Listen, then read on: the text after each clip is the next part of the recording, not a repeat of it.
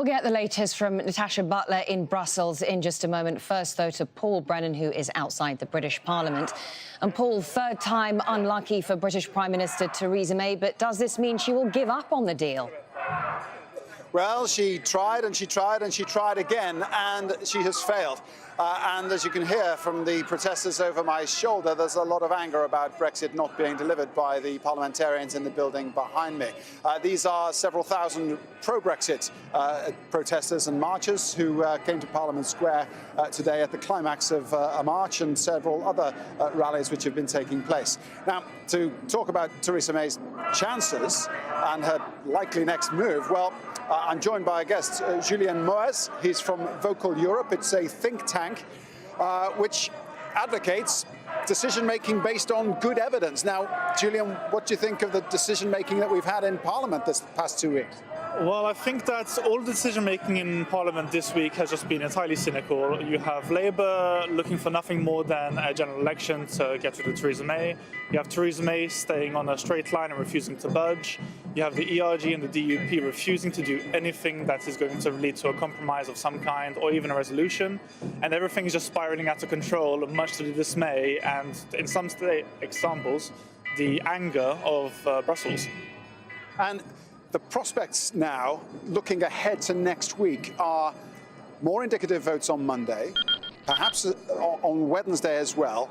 And there are rumours that Theresa May may actually try to bring her deal back on Friday for a kind of runoff between her deal and whatever emerges from the indicative votes discussion. But you, I spoke to you earlier, are sceptical, aren't you?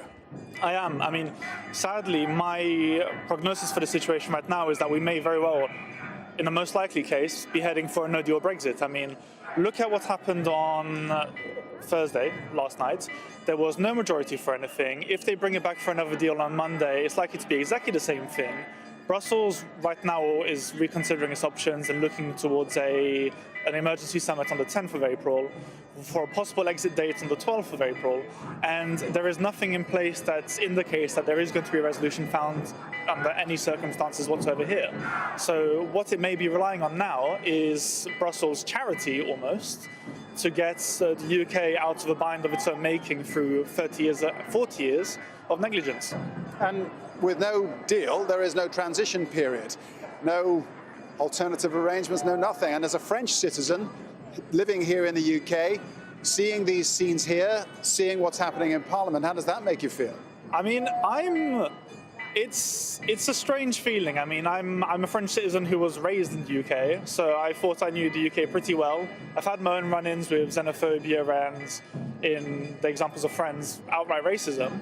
I never thought things would get this bad, where I'm seeing French flags flown along the UK banners, across the small England banners, across all of these organizations that, for all intents and purposes, are xenophobic. And I never thought that I would see the day where the UK would, in effect, be implementing the process that could very well destroy the Union and its position in the global setup.